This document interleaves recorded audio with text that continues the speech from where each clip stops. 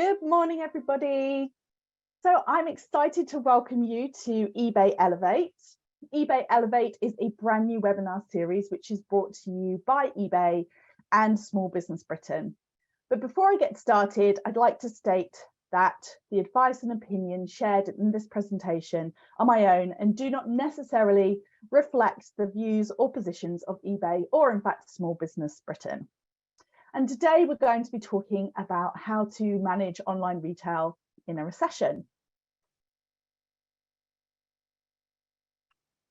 So first of all, I'd like to introduce myself briefly. My name is Catherine Erdly and I'm the founder of the Resilient Retail Club, which is my membership group and consultancy for product-based businesses. Just a bit of housekeeping before we get started.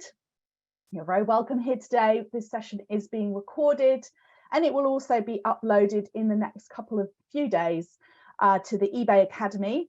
So watch out in your inbox because you will receive an email to the email address that you used to register for this session.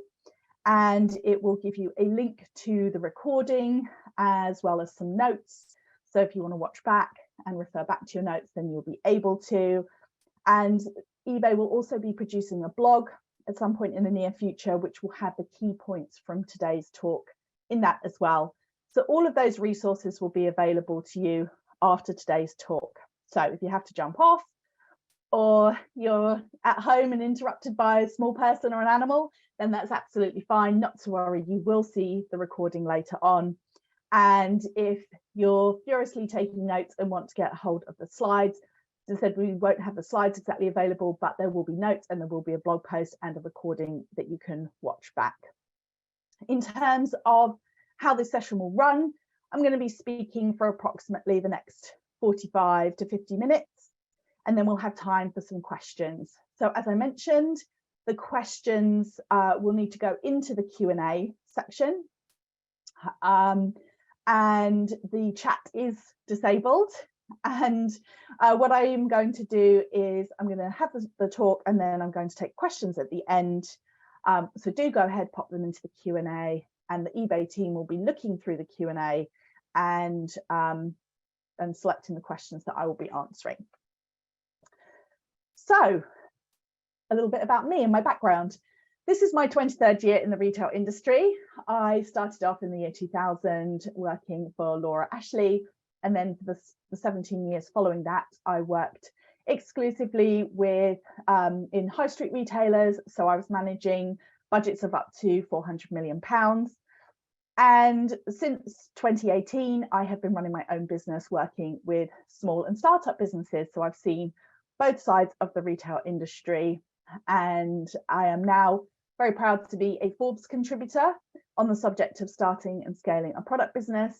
I'm also very proud to be a Small Business Britain champion, which is why I'm here today, thanks to their partnership for their partnership with eBay for eBay Elevate. I'm also, as well as being a Forbes contributor, I have been named one of the top retail influencers. What that really means is that I'm somebody who reads a lot about the retail industry. I get sent a lot of research and information as part of my role as a Forbes contributor, which is fantastic because it means that I get to really delve into what's happening in the industry. And I'm always looking through the lens of small businesses and what's happening for them. So what are we going to be talking about today? We are going to be focusing on, firstly, the current economic situation and its impact on business performance. Then I'm going to be talking you through my 5 top tips for managing online retail in a recession, from delighting your customer, value for money, diversification, maximizing every customer, and staying nimble. And then, as I said, at the end, we're going to be having some questions. So what is happening now? In this section, I'm going to be running you through the economic situation that we're currently experiencing. Now, I will warn you ahead of time that it's not going to make for the most comforting of watching, but I'm very passionate about the fact that as business owners, we really should have a clear idea of what's happening. And if nothing else, it's important to be facing the facts, and also helps you kind of cut through some of the hype as well. So of course, when you hear the word recession, the R word, then you will find that the media, that everyone who talks about it, it becomes a sort of big dramatic, and it is dramatic. I'm not underplaying the importance of the fact that there's a recession, but it's something that is really good for spinning headlines. And so there's a lot of hype out there about the fact that we're in a recession, a lot of kind of doom mongering. And for me personally, the best way to kind of get through doom mongering or kind of get around it is to be really clear about is what is actually happening right now. And I'm a big believer in actually knowing the facts. So that said, I also believe that a picture tells 1,000 words. So I wanted to show you a couple of graphs that really illustrate in clear as day what's currently going on. So one of the major factors that is impacting the retail industry right now is inflation. And inflation is at a historic high. You can see this graph showing you from 2013 that it was all just kind of ticking over. And then we start seeing sort of the end of 2021, it starts climbing, hitting historic heights in around October of 2022. We've just started getting all the December numbers in. There's always a delay in the reporting. And the December number came through at 9.2%, which was down slightly on November's 9.3%. But anytime when you're talking about inflation at 9.2% being a decrease, then you can see the situation that we have been in. And what does this mean in terms of retail? What does it mean in terms of consumer spending? Well, let me be really clear about this, and it's something that you'll hear me say again. It is definitely, people are still spending. People are still spending money. So inflation is having an impact, not so much on the top line retail spend. In fact, some of the first January figures came out suggesting that it wasn't quite as bad. January wasn't quite as bad as they thought it would be, but it does hit the volumes. So if you think about it, if sales grow by 4%, but inflation is at around 9%, then that means the actual volumes, the number of purchases that are being made has decreased because the overall spend is being pushed up by the fact that prices are so much higher. So UK inflation at historic highs is having an impact on the sales volumes, the amount of transactions that are going ahead in the retail industry. Consumer confidence. So another terrifying graph. As I said, I always feel this section, it's important, but it's a tough watch for sure.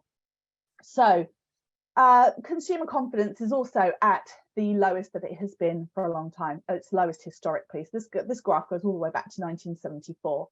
So consumer confidence is a measure where each month they talk to a broad section of consumers and they ask them how confident they feel that the UK economy will be improving within the next 12 months.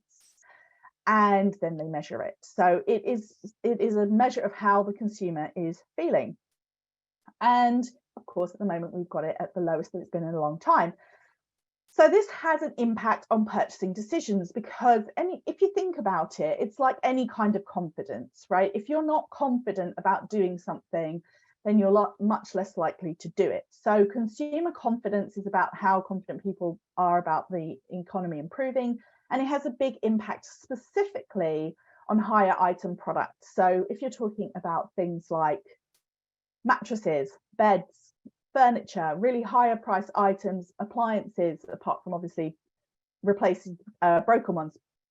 But it's really all about whether or not people feel like, yes, okay, I'm going to be flush with cash in the next 12 months, I can make a bigger purchase. So consumer confidence definitely has a major impact on purchasing behavior, as I said, particularly on those higher price points. So why am I telling you all of this other than to depress you on a lovely morning like this? So the reason that I wanted to bring these up is to just really draw the parallel between the fact that, yes, we are in a recession, the UK has entered a recession, but what does this actually mean? And how is this different from what's been going on all along?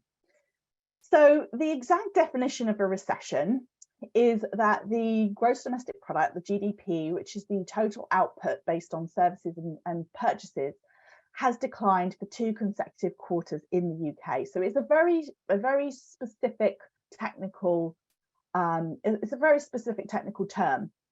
The outlook for 2023, actually, I'm happy to tell you the outlook for 2023 is that it's been improving slightly. Every time I look at the analysis, first of all, it was going to be, they thought it would be a 2-year recession, so 23 and 24.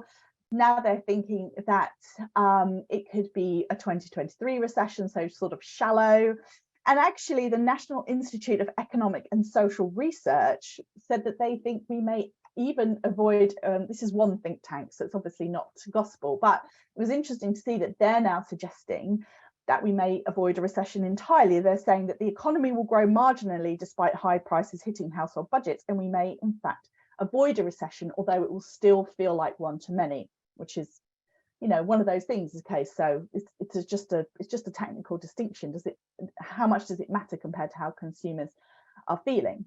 So what are the contributing factors for the fact that we're in a recession? The contributing factors are the cost of living crisis caused by inflation and low consumer confidence. So why am I saying it like this? Because these are factors that have been impacting us all the way through 2022. So when you hear the fact that we've entered a recession, yes, of course, it has a real impact, and we are seeing it as an impact on businesses. Businesses across the globe have been impacted by recession. You can see that even some of the bigger businesses that previously would have felt like they were being immune to this, they are being impacted, and they are being impacted that because of these lower sales volumes, because consumers are they're spending, but they're not buying as many items, if that makes sense. So yes, it is having an impact, but it is a continuation of a set of factors that we've been facing since 2022, and they are not new challenges in terms of a recession. The biggest challenge in a way is a mindset one, because this R word is being touted everywhere, and it can be a really concerning time for a small business owner. But the other thing I would say to you, and this is a big but, is that you're not tech giants, you're small businesses. These are increasingly sought after by the consumer. People are increasingly looking to shop local, shop small, shop independent. The consumer has taken on shopping independent, shopping small as something that says something positive about themselves as a person. And as soon as the consumer starts doing that, starts seeing a behavior as something that says something good about them as a person, then they are much more likely to continue to do it. So say it loud, say it proud. You're a small business, and that will also really help you when the consumer has a declining number of purchases to make. They're going to be choosing where they're going to make them, and they may well choose to make them with a small business. As we move into 2023, inflation is set to stabilise, so we will see those numbers drop right down, hopefully closer to the Bank of England's inflation target, which is 2%. That's forecast to happen by the end of the year. Now, it's just going to mean for a lot of people that prices have stabilised at these higher levels, so it's not like a magic cure-all, but hopefully it should help with consumer confidence starting to rise. And as I said, if you keep going and keep pursuing your business goals in the recession, then there's no reason why you can't come out of this in a reasonable position. As I said, I'm not underplaying the factors that are impacting us all as small business owners. However, I will say that I think that these are factors that we've been dealing with for a long time now, and they're nothing new. Okay. Hopefully I've convinced you. Have I at least made it feel a little bit more positive after showing you all those scary graphs? Okay, so what are we going to talk about now? These 5 top tips for managing online retail in a recession. So the reason that I want to share these, I'm getting lots of thumbs up. I love this. I don't know if anyone else can see it, but I can see a nice cloud of thumbs up. So I'm enjoying that. Thank you, everybody. So why is it important to think about these 5 tips that I'm going to share with you? The reason it's important is that managing your mindset as a small business owner is key. There's a great quote that I love from Henry Ford saying, whether you think you can or you can't, you're right. So with that in mind, as we move into this time, I'd love for you to be action focused and positive. And that's what these tips are really all about. They're thinking about the actions that you can take as a business owner. And some of them are pretty, as I said, you know, these are things that all of us can do, and it helps you moving forward and taking action. So I have been in the retail industry, as I said, for 23 years now. So I have seen some economic downturns for sure. And I have to say that the thing that got people through was taking action. So the 2008 financial crisis was a real humdinger. That was like a mega recession. And there were businesses that thrived for sure. And they were the businesses that were action focused and positive. So that's what today's tips are all about. Okay, so moving on then. The first thing that I want you to think about in terms of managing your online retail in your recession is delighting your customers. So retention versus acquisition, what does that mean? So retention being keeping your customers and acquisition being acquiring new ones. So in 2022 and onwards, a lot of the research that I get sent that I've been reading is showing how a lot of bigger businesses are really focusing on retention over acquisition. So why are they doing that? And it's something that I think a lot of small businesses do really well when they focus on as well. It's something that's very important. Why is it important? Well, quite simply, it's just more profitable. It's much, much cheaper. You've probably heard the old adage that it costs 7 times more to get a new customer than it does to retain an existing one. And that certainly is true, just as true in 2023 as it is, as it ever has been. Return customers, they tend to spend more, up to, depending on your industry sector, sometimes returning customers can spend up to 67% more on average than a new customer. They also tend to return less. They're also more likely to leave you reviews. In other words, they are just better customers for you and for your business. And how do you get more return customers? Well, these principles are absolutely age-old retail principles, and it's about delighting your customer. You want to be somebody's favorite and you want to try and stand out. So how do you do that? One of the ways that you can do that is what I call surprise and delight. So this is about you just doing something a little bit extra for your customer. So extra touches. For example, a flooring company that I worked with, they started sending out a chocolate bar in an order of samples. It was something small, but it was something memorable. And you can absolutely bet that people started thinking to themselves, oh, if I order from them, I get a little something extra in my order sample. In fact, these people came to me through a contact through an architect that I knew, who specifically said to me, you know, if you order from them, you're going to get chocolate. So it was a small thing, but it made them memorable and it made them stand out. And there's something else to think about would be, other upgrades. For example, a dress brand that included unexpected upgrades. So it wasn't every order. It was perhaps, every 10th order or so that somebody would expect to get it in a few days and they get it overnight. Another clothing company used small gifts and handwritten notes in their orders to help them stand out as well. Now, you may be looking at this and saying, but Catherine, the prices are rising, profit margins are dropping. How are we supposed to incorporate all of this nonsense into sending products out to the customer, and it's just going to hit my margin? So I completely hear you. It is definitely something to consider.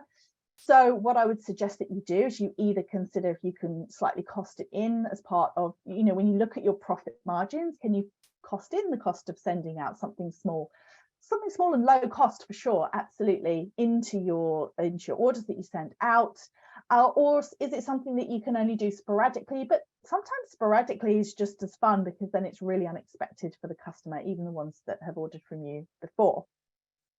And it doesn't always have to be about the cost. So one of the areas that I feel is really important for customer service, and it doesn't really cost much of anything, is great communication. So a kidswear brand started sending out personal follow-up messages post-delivery to check in. And it was just an unexpected touch where they said, do you have any questions? Was the fit okay? Do you have any questions about the care instructions? How did your child get on with it? Or if you gifted it, did the person like it? Just checking in, seeing if there's anything that they can do, and they did it. You can do that either literally personally, sending an email, or you can automate email flows, or you can look at different ways that you can just check in. And then it could also simply be that if you have got issues, so let's see if we get a thumbs up if anyone had issues with postage before Christmas. Lots and lots of small businesses did, but lots of small businesses actually found it. Yeah, okay, I'm seeing lots and lots of thumbs up floating now. Lots and lots and lots of them. Yeah, so it's like a flock of thumbs up coming up. So it could be as simple as just really keeping on top of your customer communication. Hi there, just want to let you know that we're aware that there are delays and this is what we've been hearing. And it, again, does not have to cost anything, but it's great customer service. Most people, I know that there are always those people who are not reasonable, believe me, I know that. But lots of people, if there are issues, are, if you communicate with them, if they feel like they're getting an update from their retailer, then they're happier about it. So sometimes great customer service is just really over communication, or just being able to reach out to your customers and talk to them. You can, of course, incentivize repeat purchases. So consider this fact: nobody is more likely to buy from you than somebody who's already bought from you. So if you think about the fact that there are now 8 billion people in this world, there's nobody in this world more likely to buy from you than someone who's already bought from you. Those are your warmest leads. So what can you do to speak directly to them? How can you incentivize them? Could you, for example, include a flyer with a code for a discount off future purchases to encourage people to come back and buy again? That way you're focusing your promotions and your discounts on your customers who are most likely to repeat purchase, because they know you, they like you, and they trust you. They've trusted you enough to order from you, and of course you've delighted them with your excellent customer service communication. Maybe you've even gone above and beyond, surprised and delighted them, so of course they will be happy to come back. And again, this is a really crucial part at the point at which acquiring new customers gets harder. Then making sure that you're doing everything you can to really retain them and be an excellent customer service ambassador will also really help you stand out.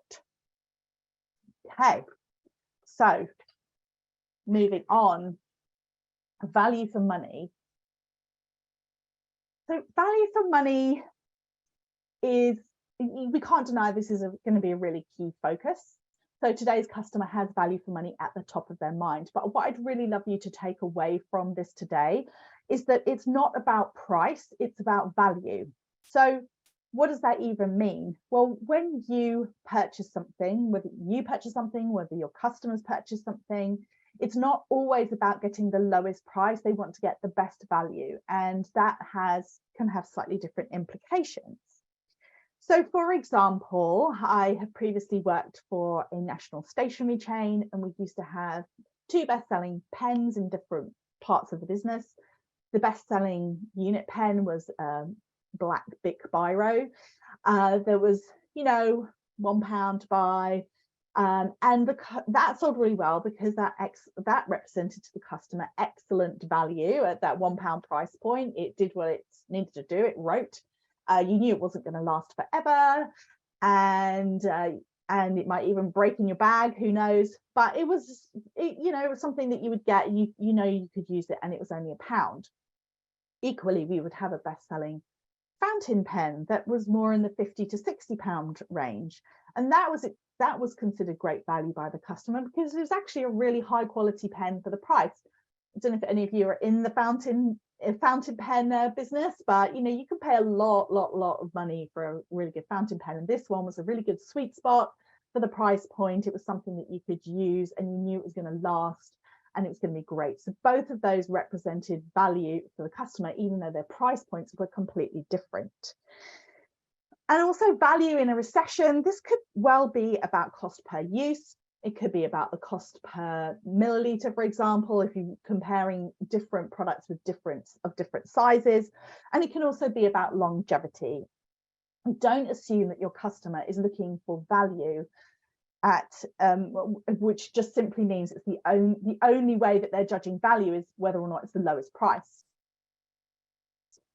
So there's another big but coming, big but. You have to explain the value to the customer. It's not enough for you to know, okay, well, actually, this is great value. You have to really sell it to the customer. So as part of the preparation for today, I went through the eBay platform, had a quick look at some listings, and had a think about how it could be more descriptive when it comes to talking about value. So, for example, very simple product, concentrated cleaning solution at 500 milliliters. So that's great. That tells you what it is. But if you could say concentrated cleaning solution, 500 mils, mix 1 part cleaner to dilute it to 9 parts water to create a multi-purpose cleaning fluid. So what we're really doing here is we're just explaining to them. And you may think to yourself, oh, my customers don't need this explaining. But you know what? Does it do any harm? Absolutely not. And there will be people for whom they hadn't even thought about that. So it makes over 50 litres when diluted, approximately 1 year's worth of the average home. Now, of course, I've no idea if that's true or not, but you get the idea. This is about taking something and moving it from being descriptive to really hammering that point about how actually you pay this price, but that could be it for a year. So yes, it may cost more than this one, but you're going to get use out of it for so much longer. And then emphasizing longevity. So for another example we've got here is because consumers are thinking about longevity. It's a really interesting one here because it ticks 2 important boxes. Number one, longevity speaks to the customer that doesn't want something that's just going to end up in landfill in the next 6 months. They want something that is long lasting, and they want something that is not going to have to be replaced really quickly, which will help them also not use so many resources so quickly. So in this particular example, we've got here men's faux fur slippers, fully lined with hard wearing soles. Great start. But what if you could go into more detail, talking about how it's made to last, how it's withstanding everyday use? Maybe they tested the soles to make and give them a 5-year guarantee. Who knows? But it's really all about spelling out to the customer exactly how your product represents great value for money. So I definitely recommend going back and checking all of your listings and asking yourself, if I was somebody who, of course, people do look at things on price, but if you've got an opportunity to really speak to the value, then that is honing directly into today's consumer. Other examples of this. Bulk buys. So for example, here's another instance where if you think it's all about the price point, then you wouldn't necessarily think about having larger formats. But a skincare brand introduced larger formats specifically for their body wash and shampoo, because those were the ones that they got asked about the most. And they had a really great reaction from their customer, because the customer didn't want to have to buy every month or 2 months. They were happy to buy the bigger item, and they knew that it was going to last, and they didn't mind the higher price point because overall over time it was going to cost them less. They also introduced refill packs as well, which were even bigger again, which then brought the cost per milliliter down even more on their key products. So definitely thinking about what this economy size could do for you, for your business, if it's applicable. Also, a stationery brand focused specifically on multi-buy offers and packs. So they were looking to increase average transaction value, which I'll talk a little bit more about later, as well as offering a lower price per unit to their customer. So again, their customer was delighted because it meant that they could buy these larger quantities rather than having to buy multiple times and it costing them more. Of course, there is going to be a customer who has a very fixed budget, who only has a certain pound amount to spend.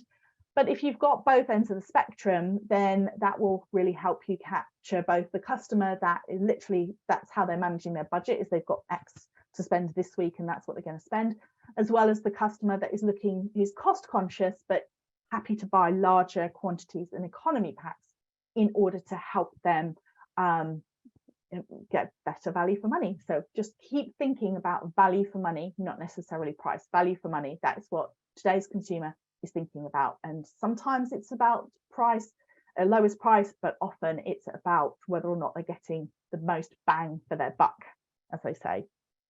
Okay, so that was point number 2, focus on value for money. Point number 3 is diversification. So as I said, I have a podcast, The Resilient Retail Game Plan, and a recent episode I did was all about the traits needed for 2023 by product businesses. And one of the traits that I put there was curiosity, which might sound like an odd thing to say, but I've been in retail a long time, as I think I've mentioned a few times now. So 23 years. And when I look back again, going back to various different periods of time where there have been recessions previously, then 2008 said that was the real humdinger. And there were two different ways that people reacted. There was a clear distinction, absolutely 100%, between the businesses and the business owners who went into what I call fear and freeze. So basically, they just felt overwhelmed by what was going on, and they weren't really able to, to move forward. They spent most of their time and energy being really angry about the way that things had changed. And to be honest, this is exactly what happened in 2020 as well. Now, I'm sure all of you who are sitting here today, many of you will have had your businesses in 2020. So this is the same thing. It's the same principle. We all saw it during the pandemic. There were the people who felt like, right, that's it. I can't deal with this. I'm just going to have to shut everything down. Or they just felt very frozen in fear. And then there were the people who got really curious and experimented with various different things. As I said, happened in 2008, happened in 2020 for sure. Incidentally, fun fact, well, I don't know if it's a fun fact, there was actually a recession in 2020 as well. We fit the technical description of a recession in 2020, and lots of businesses grew during that time as well. So if you need any more proof that is possible. So really, if things aren't working, try shaking them up. Retail product businesses, they are infuriatingly never the same. So that means that what worked last year may not work this year. What products were selling really well, they may not work this year either. And it's just what makes it so exciting, and what makes it so infuriating. How do you get around that? Well, the answer is curiosity, diversification. So this is the year to try new things and think about what that means for you. How do you diversify? So it could be a product by product type. And if that is the case, then I would suggest very much that you lean into your strengths. I often think, especially for people who have kind of a distinct brand identity as well, it's about thinking about your customer, what you already offer them, and what those particular specific people would also like to be offered, if that makes sense. So a clothing brand that I've worked with has grown substantially by adding fashion accessories to the mix. And it was quite simple for the product business owner in the end, because they thought about, this is my customer, I know who they are, I know what they like to wear. Therefore, when I'm going to add something else in, it's clear to me what those things are going to be, because she had a really clear vision. A ceramics brand, similar idea. They had a homewares range and they tried some new product categories such as mugs. Simple shift, but it just helps them open up and try something new and try and get some, what I call green shoots. A lot of this, especially if everything's feeling difficult, a lot of it is about trying lots of different things and looking for those green shoots, looking for the things that are working that you can then go into more heavily. Refreshing your range. I worked with a toy and game company, and they actually went through and realized they'd been resting on their laurels a little bit, which is easy enough to do, because as you're a small business and you hit on a formula that works, then it can be very easy to kind of lean into that and to not be constantly looking at the next thing. And I think that's something that's really interesting that I've brought out of many years of being in big retailers, is that they are constantly thinking about the next big thing, constantly, because the best time to find your new bestseller is while your current bestseller is actually doing really, really well, because then you've got the cash and you've got the, you kind of tuned into what's working. So you want to be constantly looking, refreshing things, trying new things, looking at what's working and building on that, but then also trying to find the things that are going to do better than the stuff that's working. So how much time and effort are you looking into trying new things? And I definitely would say my big caveat here is try and make it as low risk as possible. Try a few items of different things and just see what the reaction is, but keep testing and keep learning. keep looking to refresh what you've got, keep looking to move on to what you think the next big thing is, and just keep trying to move forward and try new things. New markets. So this could be an excellent point at which to try reaching out to a new market, for example. That could be a way that if you feel like you're at this point and you want to try it and see how your products react in different markets, then this is something that you can do through eBay. I would highly suggest, if you're interested or you want to know more about how eBay can support you with export, that you reach out to the eBay team, who would be very happy to help explain that to you and how that you can do that. But really the principle that we're talking about here is trying new things. And what I would love for you to think about as well as part of that is, how can you be scientific and objective? Because it is really hard. It's really hard when you're a small business owner. It's really hard when you've got this spectre of recession hanging over you, and maybe everyone you talk to says, oh, that's it, no one's going to buy anything, and it can feel really overwhelming. And it can also feel really overwhelming and difficult when you try new things and nobody buys them. But remember that all information is information that you can learn from. So try as much as possible to take that objective mindset. Ask yourself, if this were an experiment, what would I try next? And really try and open your mind to the possibilities, because especially if you've been running your business for a while, it may be that you kind of got yourself into a groove of things that worked, and you just got to shake it up again. So try new things, try new products, try new product areas, and try new markets. Take advantage of the fact that you've got on a platform like eBay where you can try new markets that reasonably straightforward for you. Okay, more thumbs up, excellent. And a few hearts, I'm loving that too, thank you. So the fourth tip for managing your online retail in a recession is about maximizing every customer. And so I think personally, this is one of the biggest opportunities missed by small businesses. And the reason I say that is that after 17 years in big retailers are obsessed with driving up their transaction value. And why is it important? Well, it kind of goes back to this similar idea about making the most, about, getting customers is harder. Every time someone comes, you want to be making the most out of it. It's also much more efficient for you. So for example, if you've got to package up an order, the higher value the order, the more efficient that is, the more it's worth your while effectively. And it has a really profound impact on your overall sales, because if you think about it, if every order value rose by 10%, but you had the same number of visitors to your products and you had the same conversion rate, without anything else changing, your overall sales would grow 10%, just based on the fact that every transaction was 10% more. And this is why big businesses are obsessed with it, and they are endlessly trialing add-ons, bundles, item suggestions. How can they suggest to you other things that you might like? They also monitor things like their units per transaction. So how many things do people buy from you on average? They look at the average selling price, and those two together combine to make the average transaction value, sometimes known as the basket size, whatever you use it, whatever terminology you use. You want to be thinking about how you can intentionally grow this number for your business. And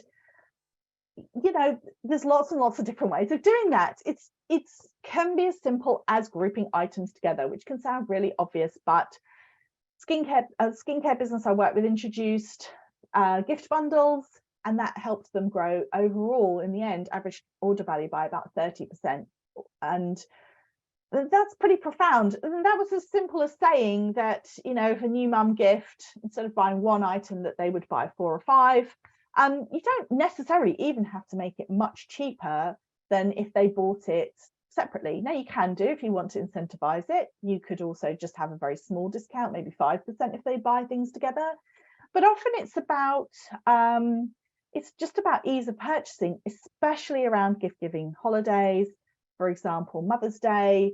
If people are looking to buy something, then they just want to buy something once. And it doesn't necessarily even just have to be about gifting.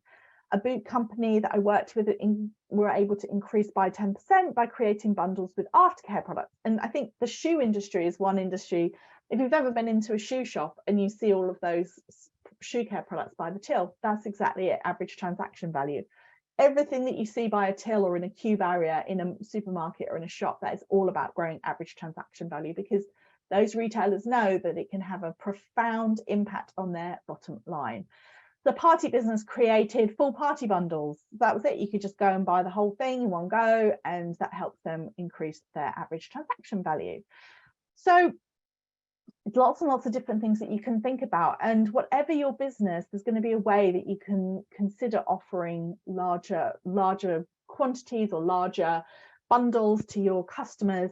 Again, a lot of people shy away from this because they are worried that, well, customers don't want to pay that much. But actually, think about your own purchasing. I'm sure that you will have had times where you just wanted to make one purchase. You didn't want to have to go around pick things out yourself. You just wanted to have something done for you. The other beauty of these bundles is, especially if you're using products that you already sell, it's not like you have to go and create extra products. You don't have to, well, you might have to create new listings, but you don't have to necessarily go and purchase additional stock in order to do these. These are things that you can just implement and just try it. But the main thing here is that number one, it's a metric that you're really aware of the importance of, and number two, that you're trying new things to see if you can move it up and monitoring whether or not that works. So multi-buys, great example. This also can work for value for money customers. So a multi-buy could be discount based. So it could be, say, a biscuit brand that created multi-buys on some of their best-selling biscuit gifts. So for example, teacher gifts. I don't know if any of you have primary school age children, but you'll know that you need a lot of teacher gifts at a certain stage when they've got their teachers and their TAs and everybody else. And so for some of their best-selling gifts, they created these multi-buys, which were really well received because it was a slight discount off the buying them separately, and it also just made it super easy. So the multi-buys can be a win for you because it drives up your average transaction value, and a win for the customer because they're getting a bit of a deal. Okay, so final one then I'd like to share with you is to think about how you can stay nimble. So this is part of the reality of things being a little bit more unpredictable. And of course, we want to be action focused and we want to be positive, but it's also facing the reality. So trying to stay as lean as possible, at the very, very least, making sure that you've reviewed all of your costs for your business and making sure that you have got it as tight as possible. So one of my favorite activities is if you, well, I used to say go through your bank statement with a highlighter, but I don't know how many of you actually get printed bank statements anymore. I mostly look at my online banking on my phone, but to literally sit down and scroll through and double check every single direct debit, every single payment that comes out, and just make sure that there's not one single extra penny going out that isn't necessary. And then re-looking at all fixed costs. When was the last time that you reduced or renegotiated your fixed costs? So have a look at what you can do from a fixed cost base. This, depending on your business, you may already have done this. You may feel like you're as lean as possible. The other place that I suggest that you look at is that you manage your stock, and this really is absolutely 100% critical. This can be life or death for a business, and that's not really an exaggeration at all, especially during times when it can feel like it's more unpredictable, sales are less predictable. Then you want to try and keep yourself as cash rich as possible. And there's a direct correlation between how cash rich you are and how much stock that you have. And if you don't believe me, think about all of your stock as pound notes. So if something costs you £5, don't think of it as a mug, if that's what it costs you. Think of it as a £5 note. And then look around your unit or your warehouse, your studio, and then you can see where the money is in your business. So one of the best things that you can do for your business during times of uncertainty is try and keep as lean as possible. Try and be really clear about your inventory, what is not working. Don't overcommit up front if you don't have proven sales records. If you can test something first, have a stock target and stick to it, know how much stock you really need to do your sales and hold yourself to it. That's another big difference between big retailers and small retailers, is that they the big retailers are really obsessed with their stock targets. In fact, they will fire you if you don't hit your stock target, if that's your job watching it. So for small businesses, know how much stock you need in order to make your sales and really stick to that target. And that may mean liquidating slow moving or aged stock, and definitely keep an eye on what you've got that isn't moving and making sure that you're putting plans in place on how you're going to get rid of it. Can you put it on clearance? Can you discount it? What can you do to move it through? And then the final thing to think about is investing in efficiencies. So is there any way in which you could actually improve your efficiency as a business through software? So a couple of examples: a kidswear brand that invested in stock management software, which had barcoding, and really helped them improve their pick accuracy for orders, but it also really helps them speed up and gain operational efficiencies. And a bespoke parts manufacturer that had client management software that helps them handle all steps of the process, from proposals to design sign-offs, and billing, which really helped them focus on the design and manufacture, and also kept their clients happier because they were better updated too. So just a couple of examples of how perhaps investing can actually help with efficiency overall. And that all together, all of those items combined, in conclusion, these are my top tips for managing online in a recession. So focusing on your customer, delivering great value, staying innovative, maximizing every customer that comes to you, and also managing your costs. And the good news here, what I realized after putting all of this together and going through the talk today, was that really these are fundamental retailing principles. If I'd done this talk back in 2000, although I literally just started in 2000, so it wouldn't have had all the benefit of the hindsight. But though this was the same idea, focusing on your customer, great value, thinking about how you can delight your customer with great products, and thinking about moving your products on, making sure that you're making the most of every single customer and not over committing to either stock or expenses. All of those were just as true then as they are now. So as I said, the good news is that all of these skills and everything that you do in terms of working on your business and working on these skills, then it's only going to help you. There's not special things that you have to learn for 2023. These are things that you will be able, that will help you not just into 2023, but forever, basically, in your business, which for me, I think is a really great sign, because it shows that if you nail these, then you're going to be on the right track, not just this year, but going forward as well. Well, thank you so much to everyone for watching. And my name's Catherine Erdly from the Resilient Retail Club. Thank you again.